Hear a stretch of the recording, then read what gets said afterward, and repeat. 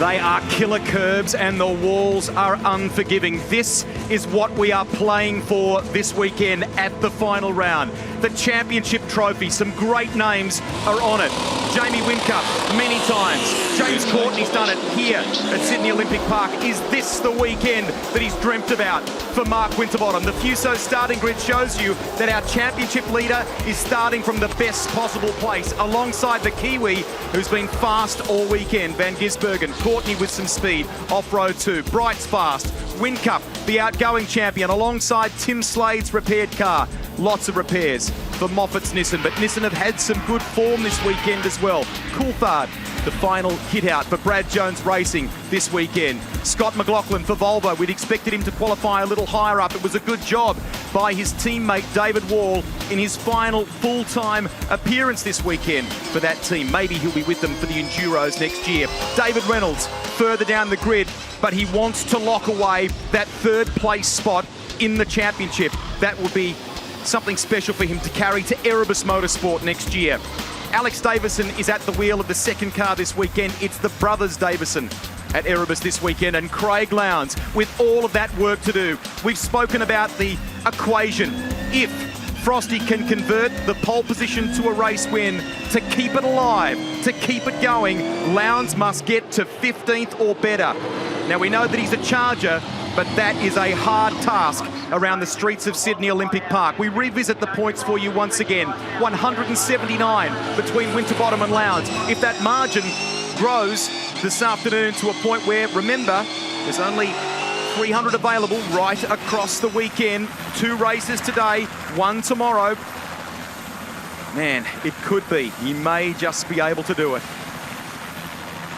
Sunny afternoon here at Olympic Park. Been very warm for practice this morning, for qualifying as well. And Mark Winterbottom came out. They made some changes to that car overnight, and it was fast in practice 4, and he grabbed pole position for this race. There's the equation. 37 laps, 125 kilometres. It's a short drop of fuel, a quick change of tyres. They can change a minimum of 2. And there's the comparison. Been very interesting to look at the body language of these two guys. Who do you reckon's going to win at home?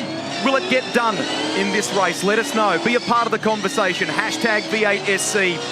Frosty seemed confident after going fast in practice this morning. Lowndes with all of that work to do, but we know that he can do it in these situations.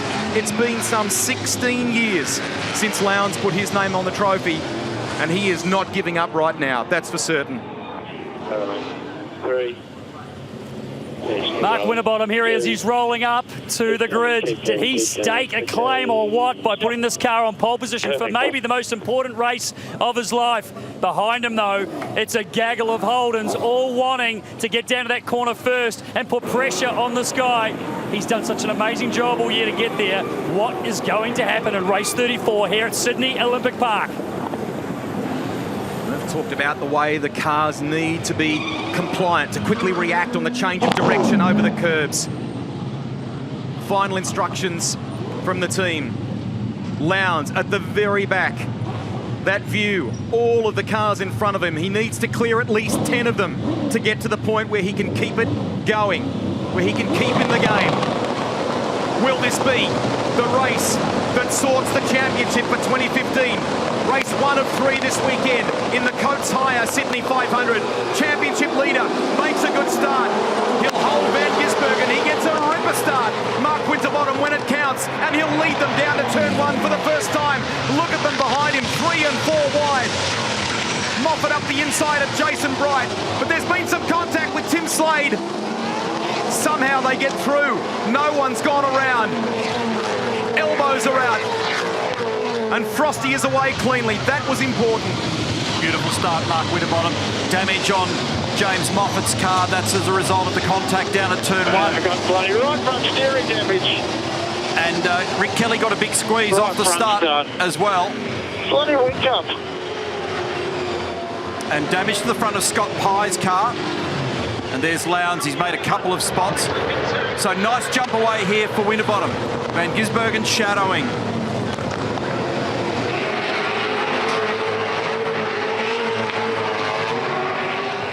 Little gap then back to Whincup, then Bright.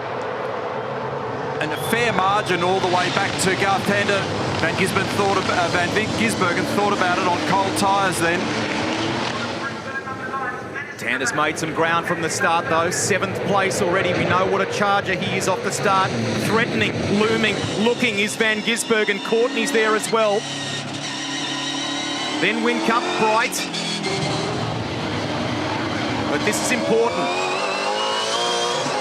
Lowndes is up to 23rd, ahead of Blanchard and Moffat with that damage to the front right.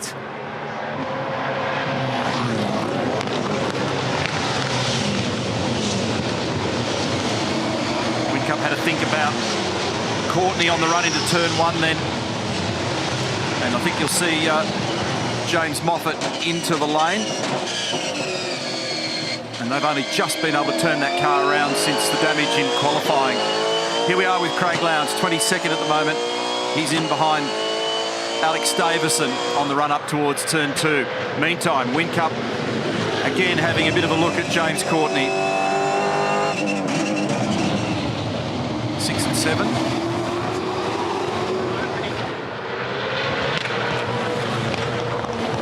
So what does Frosty do here? Does he race hard? Or if it starts to look like it's going to be anxious, and that is James Moffat going into the lane, as I suggested, do you just let him go? And here comes Shane Van Gisbergen, just only managing to pull it up. That pretty much resolves that question. So Shane was, you could see, very determined to try and get that move done. And a good decision, I think, by Mark Winterbottom to not bother about putting up too much of a fight on that one. So he might even go through this process a couple of times.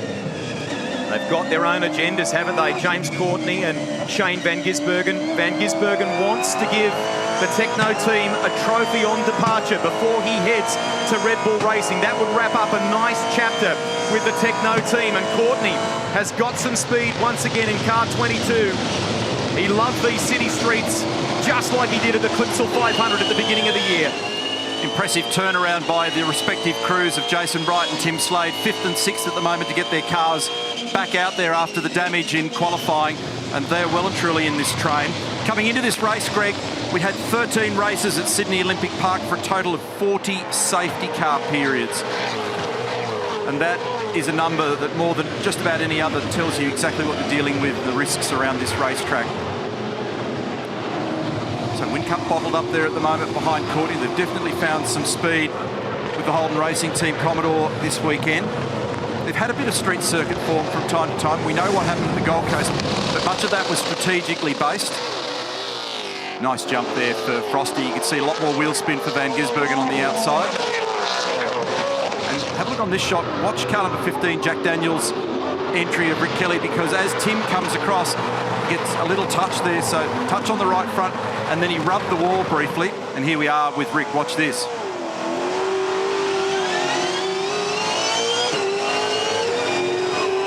It's an awkward feeling, and he's had to come out of the throttle, and then you get swamped. The minute you come out of the throttle, the boys all dive to the inside. It's unbelievably dusty down there, 3 wide, and you can see what happened to Whincup and Moffat as we go on board here with Michael Caruso.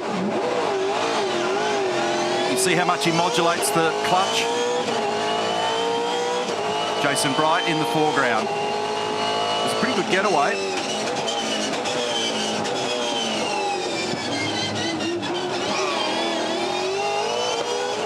I say Caruso, I meant Moffat. So this is Frosty looking backwards from turn 9, and that was a nice move by Van Gisbergen. He didn't have another millimetre left under brakes, did he?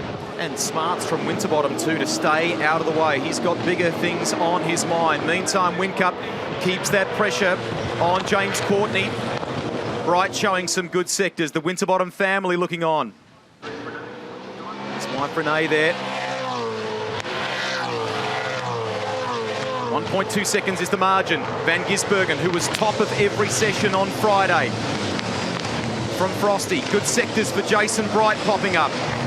Look at them ride the roller coaster that is Dawn Fraser Avenue before they swing left, and the cars dance the rear under brakes. Car 97 will be in, so they've just called box for Shane Van Gisbergen. Here he comes. Incidentally, James Moffat is back in play. It was a quick turnaround by the Nissan team. James. We got you. As you can see, miles per entry. We've got 4 tyres. Quick splash of fuel. It's on your way. So come around. Stand by waiting. We're clear this side. Hold. Go. Yeah, that was a good decision just to relax there for Shane Van Gisbergen and just wait for a moment. 97 coming through now. You're clear. He's got him.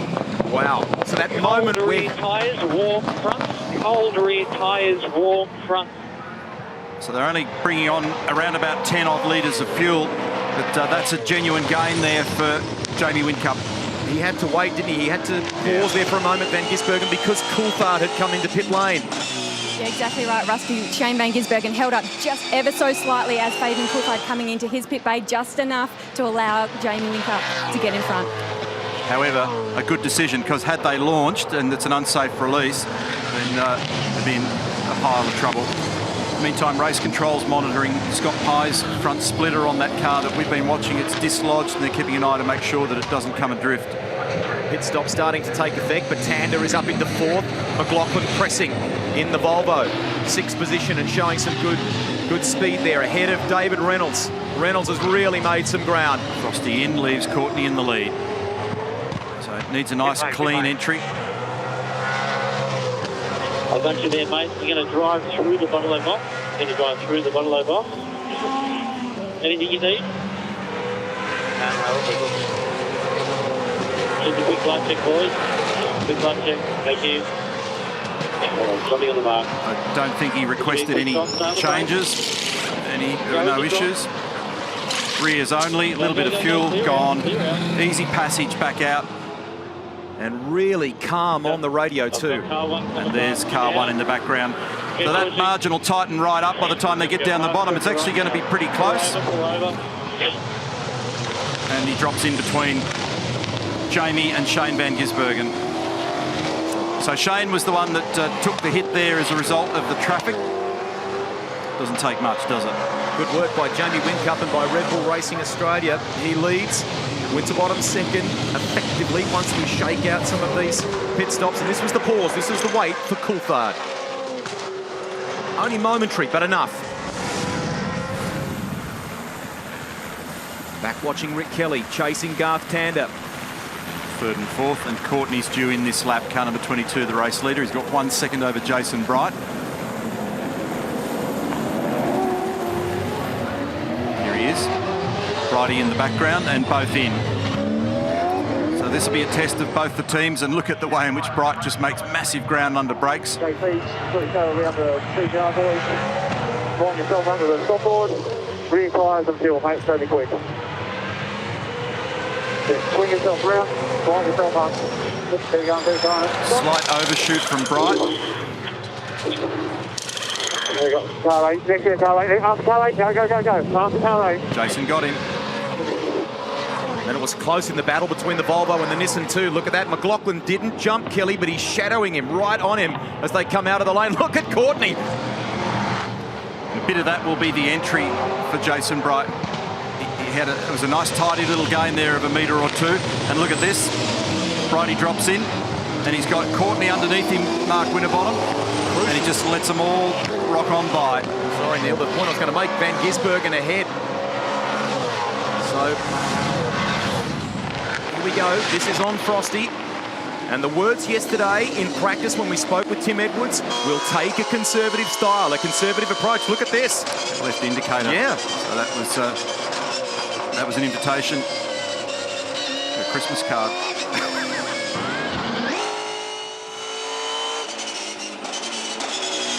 So far, this has been very good from Winterbottom. Calm on the radio in the pit stop. The team did the job. He executed a perfect start, and he is staying out of trouble. Garth Tander's the leader over Will Davison, Dale Wood, Michael Caruso.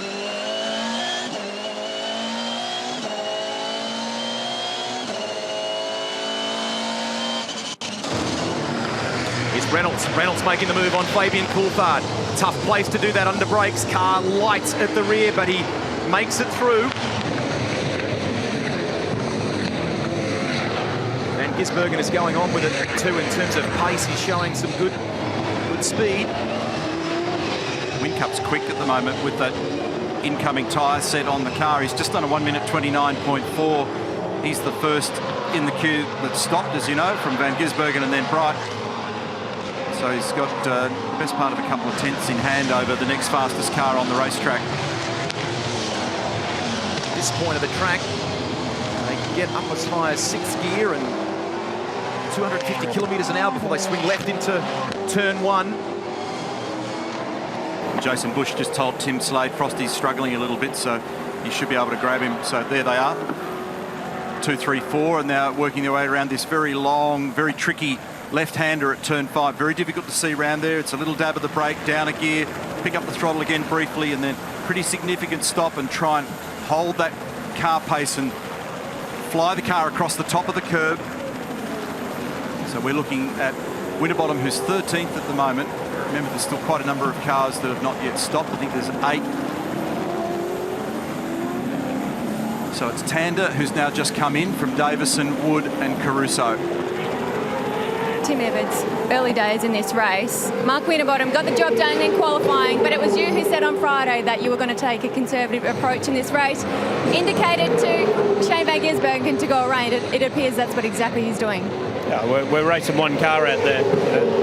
We're not, yes, it'd be great to win the race today, but the priority for us is winning the championship. We can get it wrapped up today, then we'll go for it tomorrow. Was there a conversation about that with Mark? Absolutely. Thank you very much. He's not getting paid by the word this afternoon. Pretty noisy in here. We just heard Rihanna talking to Nick Storr, and they're taking a very conservative approach here with Mark Winterbottom. I think we saw the indicator on there before for Shane Van Gisbergen. Jamie did a great job. His inlet must have been pretty mega. He's had a massive jump in that little exchange in that first stop. Yeah, exactly. Obviously good pace in the car. You could see him being held up by Courtney, so we got him in as early as we could. So good strategy call from Couchy there. And then a blistering pit stop from the boys, so pretty proud of them. Now we've got Lowndesy here, obviously not going forward as much as you'd like, stuck behind the 6th there of Steve Owen. Yeah, it seems to be a bit of balking and blocking going a little bit early in the weekend for that sort of stuff, so hopefully he'll be a bit sensible and they race cleanly. Let's hope so. Yes. Cheers. And remembering that Steve at one point was a team member at Red Bull Racing, so allegiance has changed quickly in this business. That was close. And that was the spot where Craig got in strife earlier in the day. He almost gave it a fair clout then. Just poked it back to first.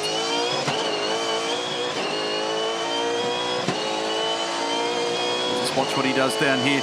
Problem is on the left side of the road down here, it's bumpy and dirty. Having a think about it. At 1 though, you've got to be almost fully alongside. I don't think it's even a B-pillar scenario. Turn 1, you've actually got to be clear of the car, and that's a tall order.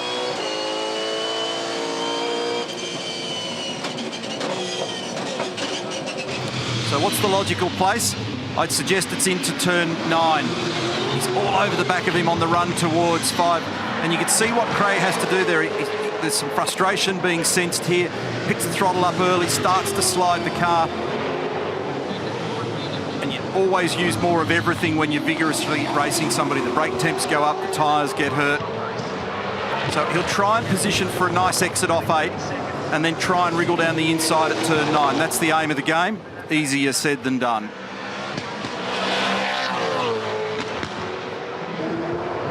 You watch this for the zigzag. No. Oh, Craig locked up. So as the car launched up on the rebound side of the cycle over the bumps there, it all went light, and you hear in the background squealing. And the things to take note of here is lap time comparison. Steve Owen, best we've seen, a 1 minute 30.8. Lowndes a 1 minute 30.1. So good pace from the 888 Commodore, but Owen doing all he can at the moment, and Lowndes is not able to get by just yet.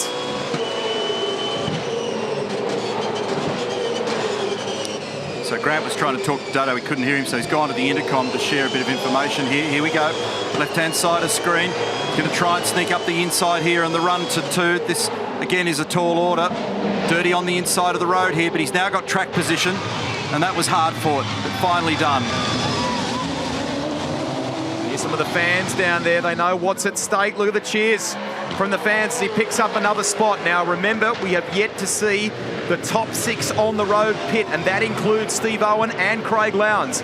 Up in front, it's Will Davison from Dalewood, Lowndes and Owen here, and we're waiting for Davison and Blanchard to pit as well. Your effective leader, Jamie Whincup, in 7th. McLaughlin's showing good speed in the sectors at the moment, and Van Gisbergen, while all this was going on, has done the fastest lap. Meantime, Garth Tander's in strife down there. McLaughlin, Dave Reynolds, Fabian Coulthard got it all going on. What's going on there with Garth, I wonder? Because he actually got into the top 10 there at one point. Yeah, it's an issue with the right rear wheel nut. They had an issue in the pit stop, so they've had to come back in and put on a new right rear tyre. So was in a really nice position for a Holden Racing team, and unfortunately they've had an issue in the pit stop, so he's had to re-enter pit lane for a new tyre. What a shame for Garth Tander after getting into the top 10 and all that good work. So some frustrations continue at HRT, but there's good speed from Courtney in what could be the title deciding race. Stay with us. Owen into the pit lane. Yeah, so at one point there I looked at Garth and I think he was up at 7th. So that's a real shame for the troubles that they've had there. Now Will Davison's the leader of the race in the Penrite Mercedes. New livery this weekend. That's Dale Wood just tucked in behind. Both these drivers on the move for next season. Craig Lowndes is 3rd. 4 drivers yet to take their stop. Alex Davison is the other. Really cool paint skin that. They've had some different ones throughout the year, but this is a special one for them. We were admiring the car yesterday, weren't we? Just this car's got a lovely visual presence. Proud Australian company celebrating 90 years. Penrite, Van Gisbergen has the fastest lap of the race so far with a 1 minute 29.42. McLaughlin is also looking pretty fast. We ride with the man who's first on the road, top of the leaderboard, but yet to pit. And only the top 4 are to complete their stops.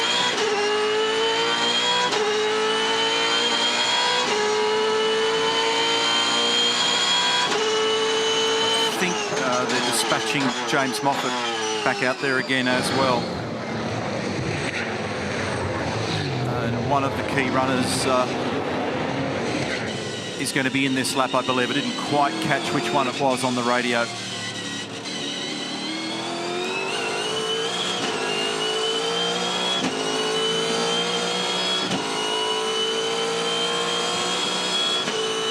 Work by David Reynolds. Once this all shakes out, he'll be inside the top 10. Remember, it was a difficult qualifying for him in car 55. So he's made some improvement, made some ground. Rick Kelly here, 12th, but Whincup in 5th is the effective leader. So he's 7th at the moment in the Nissan Altima effectively. And he's got margin too over Shane Van Gisbergen, but it's diminishing while there's bit of traffic here at the moment. That has an impact. Now he's through. This is the run to 8.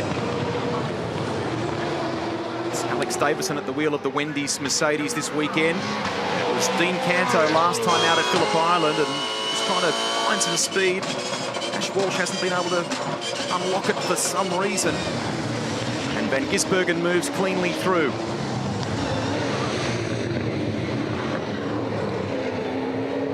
Alex yet to take his stop, obviously.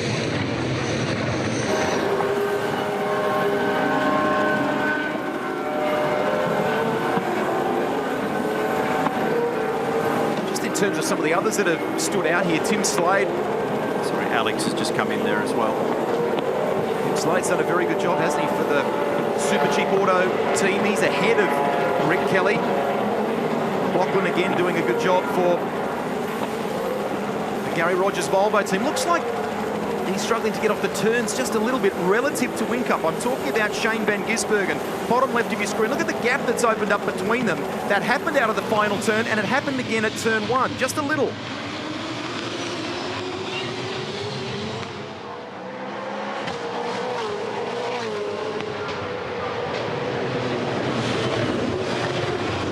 Craig Lowndes, now that he's been able to get ahead there and clear Steve Owen, continuing to bank some good lap times. Up in front, in effective terms, Shane Van Gisbergen is trying. He's pushing hard, braking late as he chases Jamie Whincup now. Whincup's teammate Lowndes is yet to pit. He's third in the order in this race. So once he takes service, where will it shake out for Lowndes? Where will he end up in the order? Winterbottom is 4 places behind Whincup, the effective leader. Bumped into Shane on the way back to the commentary box from the grid, and always love to find out what he's been up to in between races, because invariably he finds a way of driving something or sliding something somewhere. And he said, I had a weekend off last weekend, didn't know what to do with myself. Hasn't affected his performance here. We joked about the fact that every time we look up, and it'll be on his dash all the time, as well as it was early in the weekend in practice and in qualifying, just been punching out extraordinary number of 27s. And curious thing for him was the car was actually quicker on the older tyres than the new tyres in the qualifying for this race. When they put the new tyres on, it didn't get quite the same gain. It's been very fast, and the tyre consistency over the journey has been good. So the reason for that comment is that though there was a bit of traffic effect 2 laps ago, he looks pretty good here at the moment speed-wise relative to Jamie, doesn't he? It's consistent. You can see how straight the car's tracking all the time, and this duo will be teammates next year. It's going to be fascinating, that battle. The way in which Shane just glides up to the walls everywhere around this racetrack. Interesting to note the Shannon speed trap there before as well for McLaughlin. Not quite getting the 250 kilometres an hour at turn 1 or on the approach to turn 1, but there was some traffic there for him as he chases Rick Kelly and Tim Slade. See about a peak brake temperature of nearly 800 degrees around here. So the other thing that Shane just did, which also be aiding the engine, was just to swing out on Dawn Fraser Avenue into some cooler, cleaner air on the run down towards turn 9. He said that when he flies the car over these bumps at the moment, he doesn't like the fact that it feels to him as though it's flying too high, but it has the added advantage of clearing the curb. So his mid-corner speed, the rolling speed of the car has been kept up a number of the critical spots around here. So he's sweating away there on Whincup, who's been no easy beat over the years in these types of races. Not a guy that blinks easily. 2 race wins, 7 podiums at this venue for Shane Van Gisbergen. He's eyeing up another podium. Will it be a win? It seems as though it'll be a fierce battle between the 2 that will be teammates next year. Maybe again just looking for a little bit of air just to keep those brakes cool. So narrow through this part. I want to have a look at this because it gives us an idea of the way in which this car's behaving, but at the same time it tells us what Jamie's car's doing. This will be a bit telling. I'll have a bit of a peep here and just see how it's behaving. And you can tell by the amount of wheel work whether or not Shane's chasing a car that won't turn or conversely won't come off the turns. This is turn 9, braking approach. One nice, neat turn in, hits the apex. No evidence of slide on the outside. Same thing applies there. This is where Lowndes came unstuck. 11.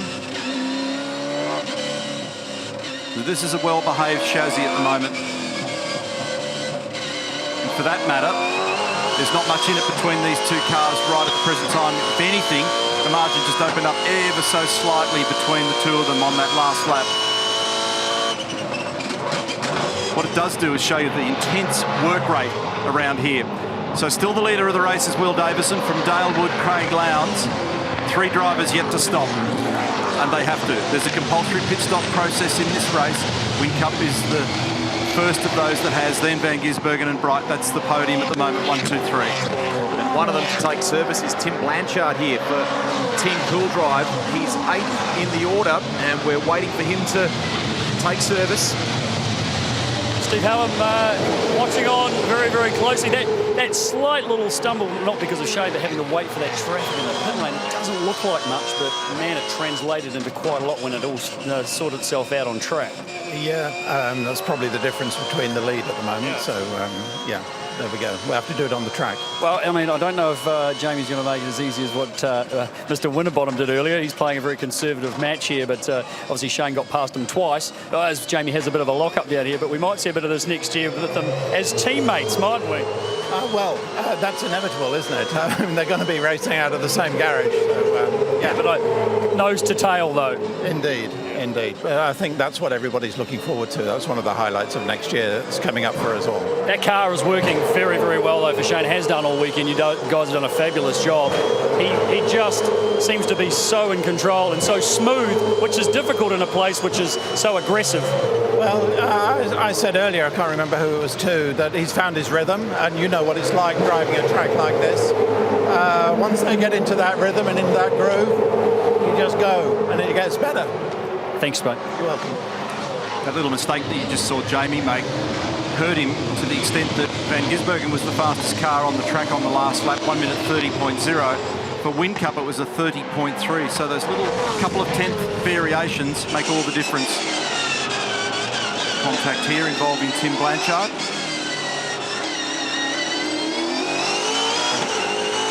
And that was the first of the touches. I think this is the second one. All a bit awkward. Frosty doesn't want to get caught up in that.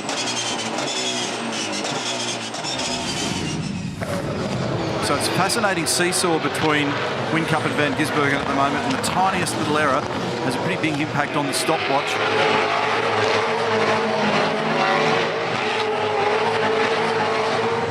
Great shot as they come through there. Looked as though Coulthard's car was awkward off the entry curb. Just a little unhappy as he came through the corner. Reynolds has made a number of positions in this race. He's doing a really good job. And on the back of Scott McLaughlin there at the moment. McLaughlin is 11th.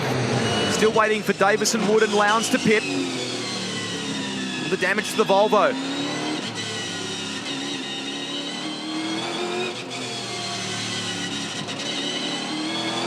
So heading this queue in currently in 8th, but it will correct. It's Winterbottom, then Slade, then Rick Kelly, Scott McLaughlin, David Reynolds, and then just in behind David is Fabian Coulthard, just to the left of screen.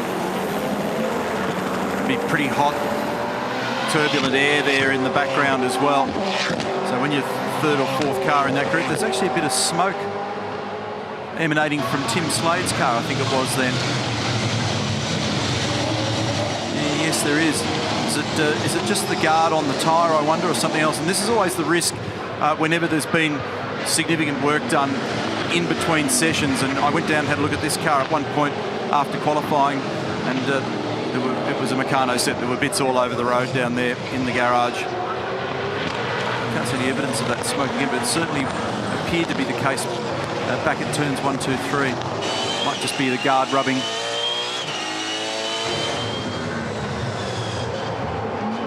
Tim Blanchard was talking about engines before, and I can hear him being guided into the pit box at the moment, so there must be an issue with car number 3 in the cool drive entry.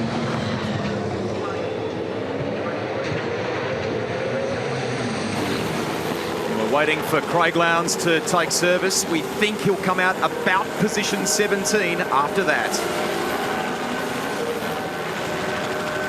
And then it's a question of where Mark Winterbottom finishes this race and what position Craig Lowndes gets to. It may go to the next race this afternoon, so he's fighting on, Lowndes.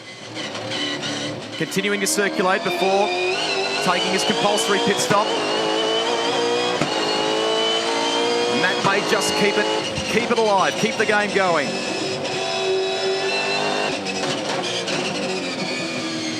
When he does take that stop, Greg, the transit of the pit lane is about 29 seconds, and then it's plus the fuel and the tyres, another 4 or 5 seconds to do that. That's going to drop him well down the order. As we go back to Mark Winterbottom 8th at the moment. Tim Slade still haunting him.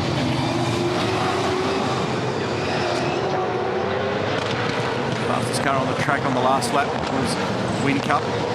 Bright was the second fastest and Van Gisbergen the third fastest. Well done to the Walkinshaw team to get that car of Tim Slade's repaired. They had to take the hit and not contest the second qualifying session this morning after the damage to that car, but they brought it back bright and shiny, and he's racing hard, Tim Slade. It was an awkward moment when he tripped over the tyres down there at the bus stop down at turn 7. It was pretty damaging too. They didn't have any major structural damage in either the front left or right-hand corners of the car, but they just all the stuff at the front, all the bumper mounts, radiator mounts, those front rail extensions all had to be tweaked back into shape. That's Jason Bush and Teco, Matty Nilsson to his right.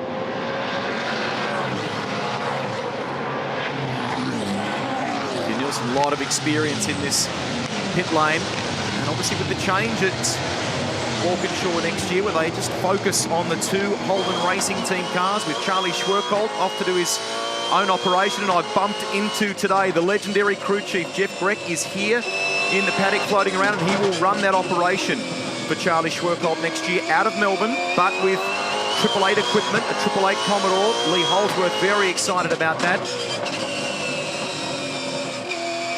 And Adrian Burgess and the red team, although it's a change of structure, I think that consolidation, they want to just build on the speed we've seen here this weekend for HRT and get them back. Just focus on getting those 2 cars back to the pointy end on a regular basis. There's James. Whincup, the effective leader from Van Gisbergen. Bright Courtney would be 4th, then Winterbottom. Less than 16 to go, and Davison, Wood and Lowndes yet to stop.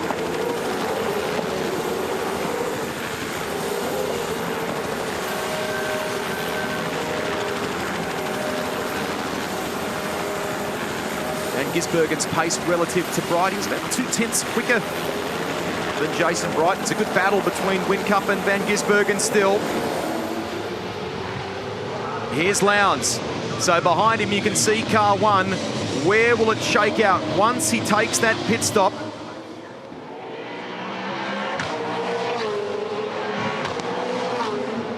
So Lowndes continues to hustle around the stadium section here. And there's Jamie Whincup, his teammate in the background. Well, guys, Craig Lowndes obviously not going to be too far before we see him come into pit lane. And based on the numbers where he's at the moment, when he returns to the track, he's expected to come out around that 16th, 17th position around Scott Pye. And if Mark Winterbottom stays exactly where he is and finishes 5th in this race, we've still got a championship very much alive moving into race 35 this afternoon. Be about 29 seconds to transit the lane, plus the stationary time, most likely for a couple of tyres for Craig Lowndes and a little bit of fuel. They're dispatching, I think, Tim Blanchard's car back out into the lane once again. The overhead shots that we're looking at a little bit earlier also of Mark Winterbottom. The car still looks a bit tentative on the way in to the corner. Good drive coming off the corner. That could be a couple of things. It could be what he spoke to us about after Push on in. Yesterday's issues under brakes on turn-in. Wasn't quite what he wanted. Or it might be just a little bit of conservatism, which is not necessarily a bad thing. So they're starting to lay up and get ready now at Red Bull. Lowndes is currently in 3rd. Fronts are staying on. Yeah, so rears only. Okay,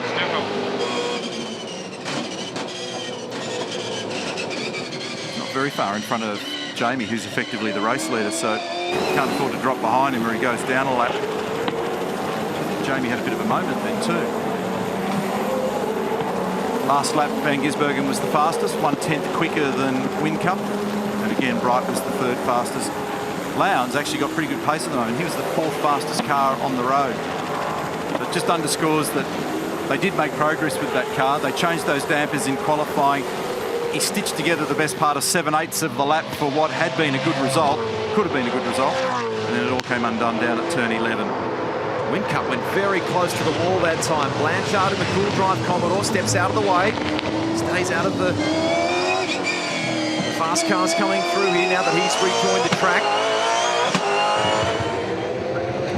Craig had a fair slide then, just coming out of turn 10 and again through this little short sharp section. There's a bit of speedway action going on there in car 888 at the moment.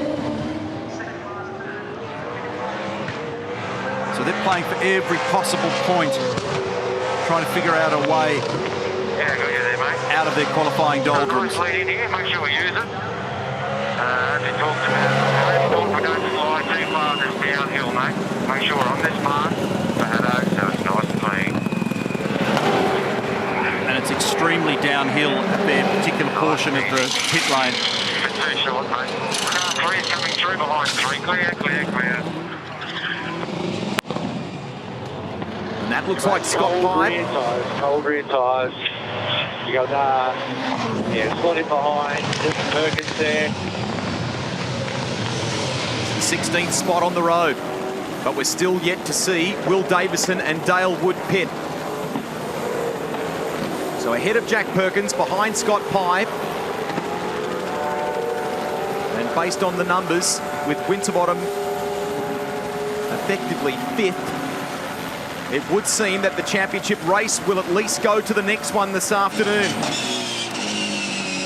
That's not bad in a 36 race championship. Amazing. For all the snakes and ladders, all the weird things that happen through the course of the season, for it to play this deep into the game. And each of them has got a big story to tell, of extreme swings of ups and downs, spotted with a little bit of success along the way. And for this gentleman and for his group at Pro Drive, and for the driver in car number 5 at the moment, it would be a very, very big result. 3 Armour All pole positions to this point for Mark Winterbottom. 9 race victories, 5 second positions. That's it, mate. Nice and smooth. 13 to go. You're making 5. Great job. And 1 third placing so far this year.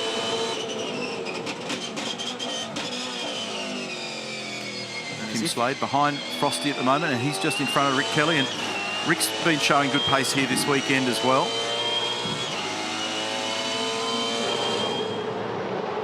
Here's Whincup. It's looking up now back to Van Gisbergen. 1.6 seconds.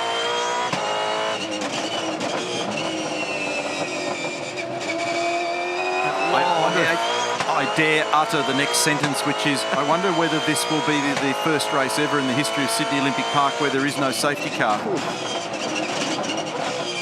Big call, 12 and a half to go. Do you want to... Let's see.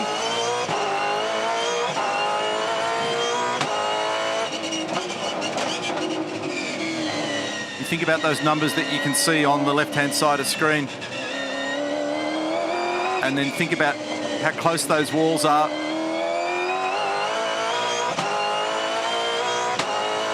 laps to go. Smooth and consistent.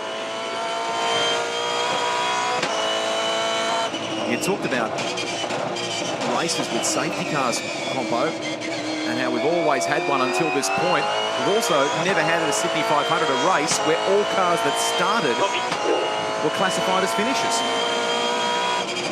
That's because some of them have had to be swept back in with a brush and shovel into the track at the end of the day. Really intrigued to watch this onboard vision at the moment. It's good stuff. Second fastest on the last lap, Jamie Whincup. Fastest man was actually Craig Lowndes down in 16th.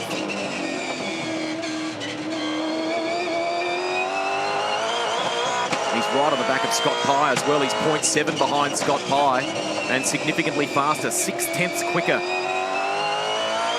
in terms of their comparative best laps. And on the last lap, Lowndes was a full second faster. So he is hustling, chasing the DJR number 17. Pye may not be able to with Lowndes on that fresher rubber, those fresher tyres. Some damage to the front of the Falcon as well for Scott Pye. And Lowndes should clear him fairly easily here, and that will be for 15th place.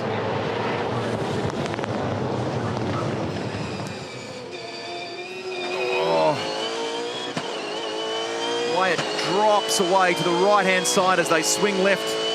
Here's Lowndes having a look. Keeps some cool air coming through. Again, fastest we've seen so far in the first sector. Craig Lowndes is on it. Can't quite move by there. Oh, has to look again. Frustrated, he wants to make it and get it done as quickly as possible. Yeah, so every point matters here at the moment for Lowndes. That's why I'd be hungry to grab Scott Pye. Good job, mate. You got a heap of pace over it. It's quite a margin to Michael Caruso, the next victim. So he moves by Scott Pye, gets it done fairly simply down at turn 1. Lowndes picks up a spot, moves to 15th now. The margin to Michael Caruso, 7.5 up the road in the Nissan Altima. We can't even see him at the moment.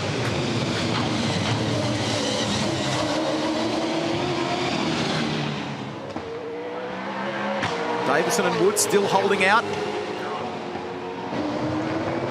Here's Jason Bright. He's ahead of James Courtney. What would be 3rd place at the moment. A podium finish for the BOC racer. Nice end to the championship, or the championship season for them. Yeah, he's very impressive around here, Jason Bright. We've spoken to him about it a couple of times now. It's been an excellent performance. He wasn't quick at all on the last lap. There must have been a little mistake or some traffic. He was 17th fastest, but... All right, Brady, 10 laps remaining, 10 laps remaining. Hands are down on the steering, mate. Will you use turn or drive?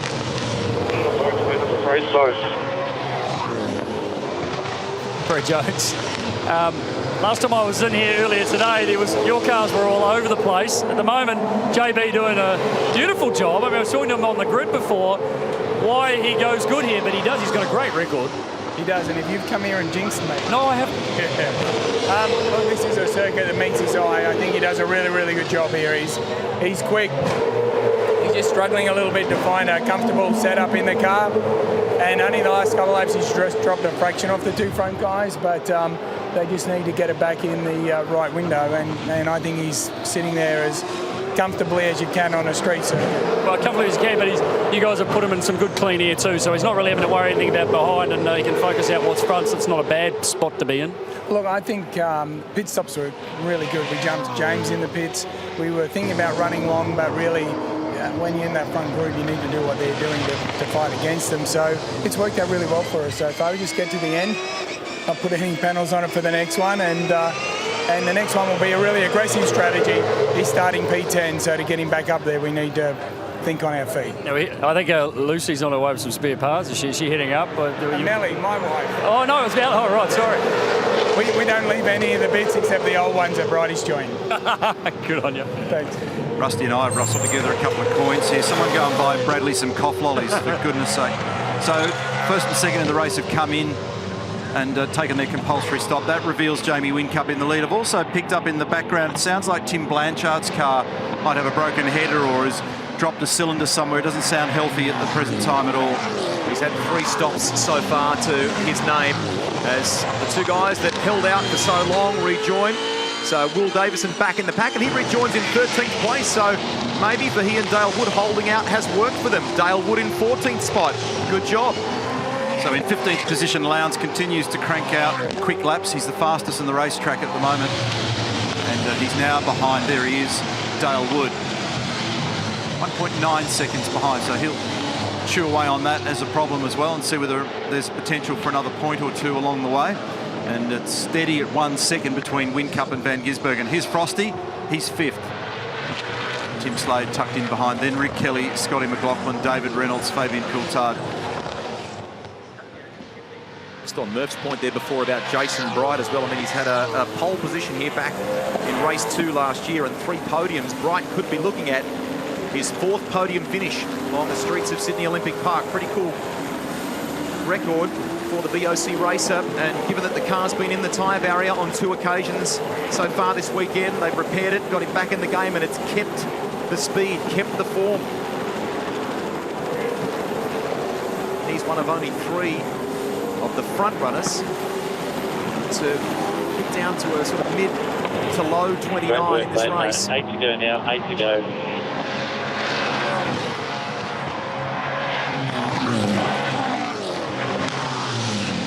Lowndes 1.8 shy of Dale Wood in 14th place. He may be able to catch Wood and Davison before this is done.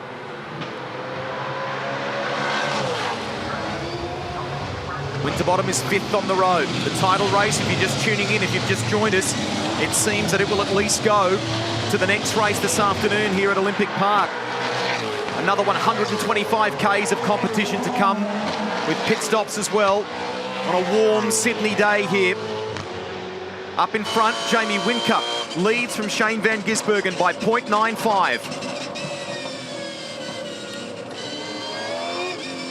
A little seesaw margin, this one, isn't it? It just it accordions. 1 minute it looks like, okay, could be on here, and then it just opens up a fraction once again. Oh, little mistake there for Whincup in the right-hander at turn 11. You can see a little telltale smoke.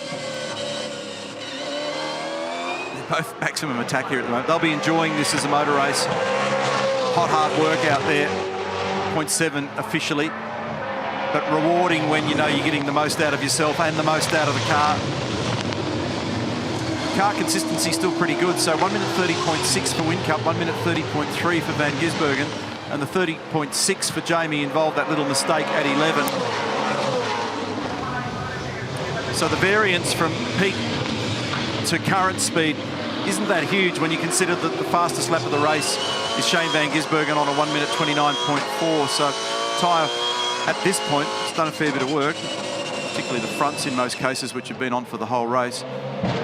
Have worked hard and seemingly pretty well matched to the track and the task at the moment. Now, Craig Lowndes is 1.2 seconds behind Dale Wood in 14th, and then Will Davison in 13th. But Davison and Wood were the last to pit. They have fresh tyres on, and they are both showing very good sectors given their newer tyre conditions. So that mission won't be an easy one. In fact, it's just gone back out to 1.5 seconds. So he was charging there before, Craig Lowndes, but those next two targets with those fresher tyres may be harder to overcome. So 8 seconds back from the leader, Jamie Whincup, to Jason Bright. He's tucked in down there amongst the buildings, and there they are at Techno. Robert van Gisbergen, Graham McPherson, meantime, at Red Bull Racing Australia. Here we go, here's our leaders again. It's back to 0.99 of a second. So in and out that little margin goes. So Whincup was third fastest on the last lap. So this is turn 8. Have a look at this. So the right-hand side of the car is pretty much where you traditionally park the left-hand side of the car, and then they fly the car across the top of the curb. Pretty graphic images that show you how it's done there. That's the reason why it gets over those bumps nicely. It doesn't see them. Only does it once. Now, that's what Shane was saying to me earlier. He reckons, I don't like the way that it flies so high, but it's actually working for me around here. Cool images. Very. Less than 6 laps to go. Made a change to this car between qualifying for race 34 and the final race coming up this afternoon. It was described by Jamie Whincup as a demon tweak by his engineer, David Cauchi, and it worked for him. Helped him grab another pole position. He's got some speed here. What was that coming off the car just a moment ago? A bit of debris on the track or something, flying back towards Shane van Gisbergen as you ride with Whincup. 0.71 between them.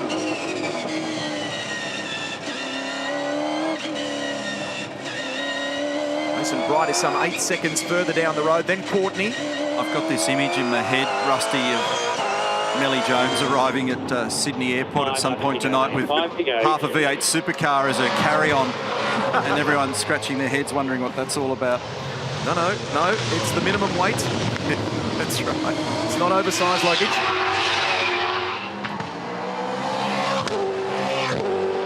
Front bumper assembly, you always have in your handbag when you travel. Got this margin down a little bit once again. Love the intensity of this battle. Neither of them have got a driver's mirror that's of any use. I think Jamie's completely flattened his, and it's just the stump that's left there. And for Shane, if it still has a mirror, then he basically, if he looks to the right-hand side, he'll see himself looking in the mirror. So look at it. Now, you talked before about Lowndes needing as many extra positions as he can get. Clearing Dale Wood is proving a very hard task indeed on those fresher tyres. Wood was 0.4 of a second quicker last time around. The margin between them, Wood is 14th at present. He's 1.9 seconds now. Back to Craig Lowndes.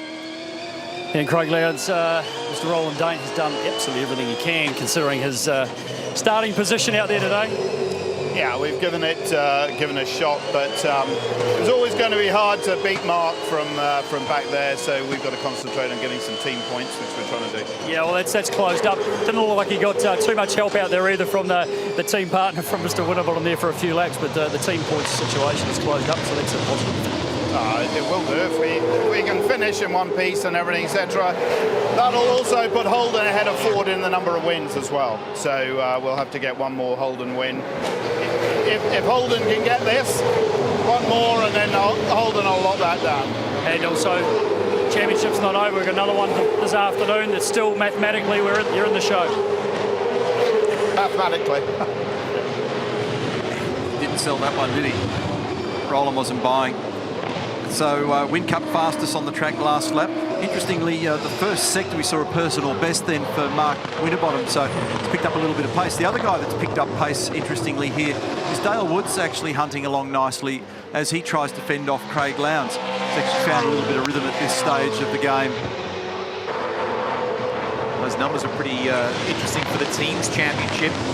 It was over 70 points coming in, and it's not quite, but almost halved. So that's a positive in one sense, but it's the Drivers' Championship. He was looking intense this morning, Roland Day, and after qualifying went south for Craig Lowndes. He's doing everything he can. That's Dale Wood up the road.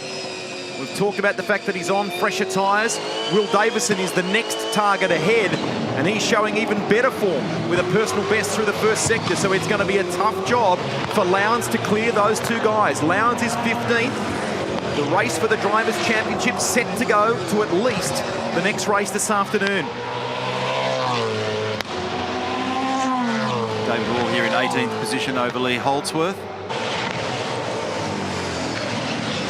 Not sure of the endurance driving fate for David Wall next year. It seems as though he's out of a full-time drive as he vacates Wilson Security, Gary Rogers Motorsport.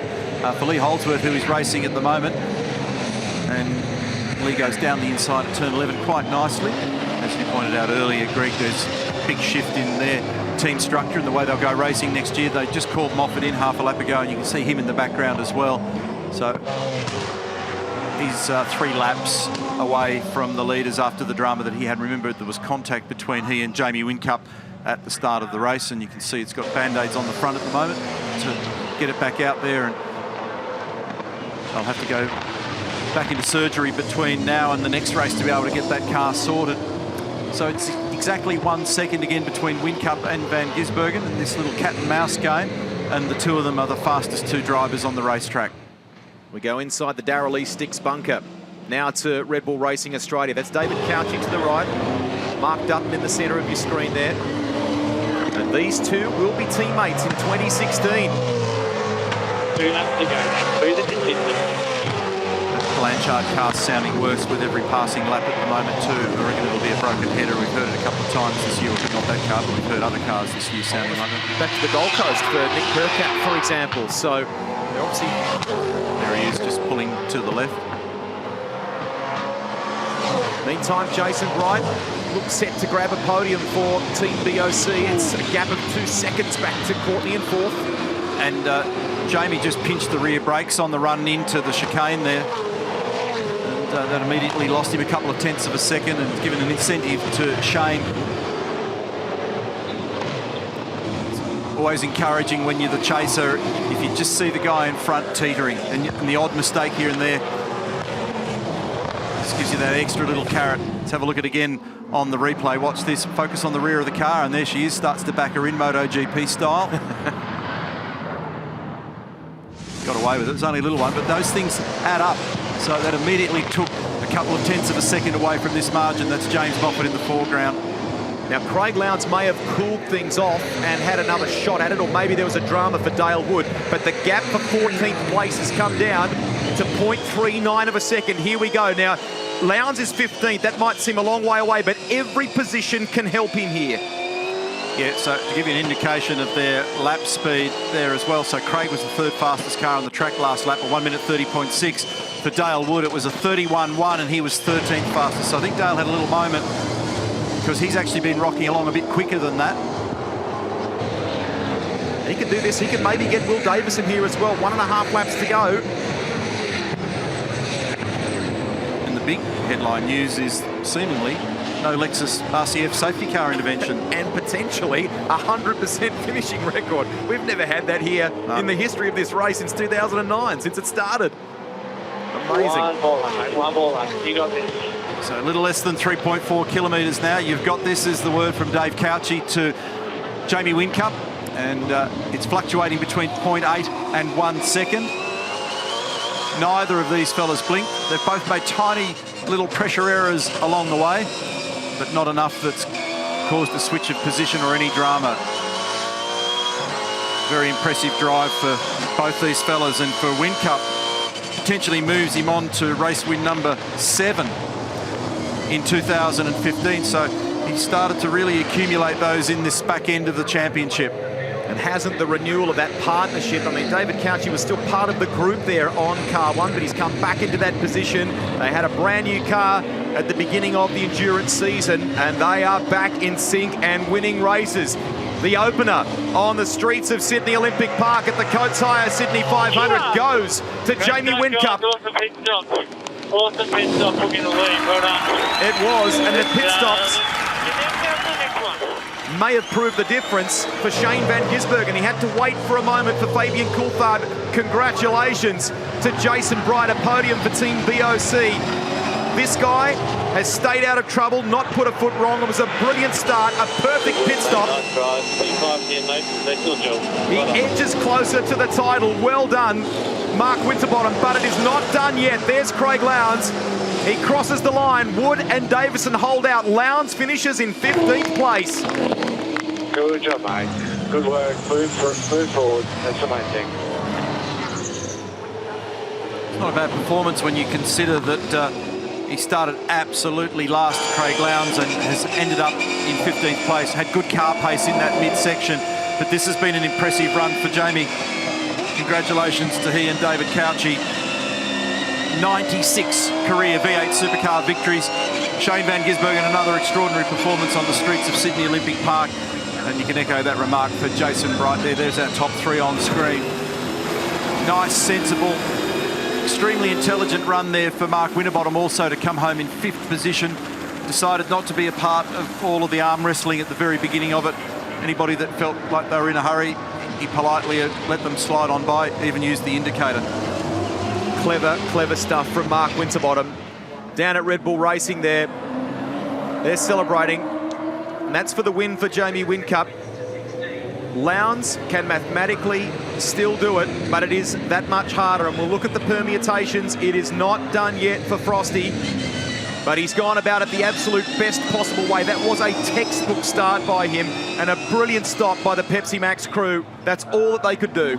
Remember, we used to talk about the fact that this guy struggled on screen. Jamie Whincup at this location, you know, it was the place where he hadn't been able to convert, etc., etc.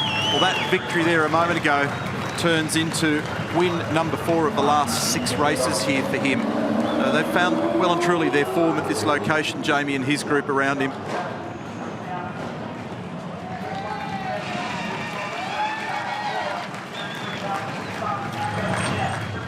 He won't get to keep that number 1, but it's a winning feeling heading into the 2016 season, and that 1-2, that's ominous for next year with Van Gisbergen in Red Bull colours next season. Really relaxed this weekend, driving well, enjoying it. Wandered into the garage there this morning. It was quiet and a little bit cooler, and the cicadas were singing in the background. He said, "Oh, that's the sound of summer. I'll be water skiing pretty soon." That's a nice drive, isn't it? Well done, and extreme pressure, and he came home with exactly 1.08 seconds in hand. Awesome stuff. The super slow-mos show you both he and Van Gisbergen they had little moments at times, but nothing significant. When you watch the onboards, it was perfection from both of them. Really supple movements on the steering wheel. Both dialed in for a big afternoon of racing here. And we're about to go to the Castrol victory lane. Rihanna. Jamie Whincup, congratulations, victory number 96 in your V8 Supercars career, and you said you got it done in the pit stop, but I think you got it done on the track. Yeah, no, obviously the car was quick, but come in 4th, I think it was, 4th, maybe 5th. I got out in the lead, so yeah, it was all about the pit stops today, which is what these short stops are all about. I'm pretty out of breath, it's bloody hot out there, it's bloody hot, so I'll try to cool down a bit, another 125 to go today. Important points for the team's championship as well. Yeah, obviously that's the big one going on in the back of our heads. So it's a long weekend. So we've got to try to finish races. If we can finish in the front, that'll help. A trophy from the girls at Castrol Edge. Go get yourself a drink and take a well-deserved rest before race 35 this afternoon. Shane Van Gisbergen just getting congratulations from his team at Darrell Lee Sticks. Just got held up just ever so slightly in the pit stop, and that's probably what separated you and Jamie Whincup, but well done to be on the podium. Yeah, it was a pretty good race. The pit stop was just unfortunate there where we got held up, but just with the tyre pressure rule, everyone's on the same tyre, so I get close and run out of group and come back. So that's all right, but see how we go in the second one. Another one this afternoon, a trophy from the girls at Castrol Edge. Well done. Shane Van Gisbergen, 8 podiums here at the streets of Sydney Olympic Park. Jason Bright, something with you and this circuit just clicks. Well done, another podium for 2015. Yeah, no, that was we had a very good car. The guys did an awesome pit stop. Hope we can get that cool suit fixed for the next one because it was bloody hot in there. So, the car's been quick all weekend, so hopefully we can, do have another couple of good races. Take a break, cool off, a trophy from the girls at Castrol Edge.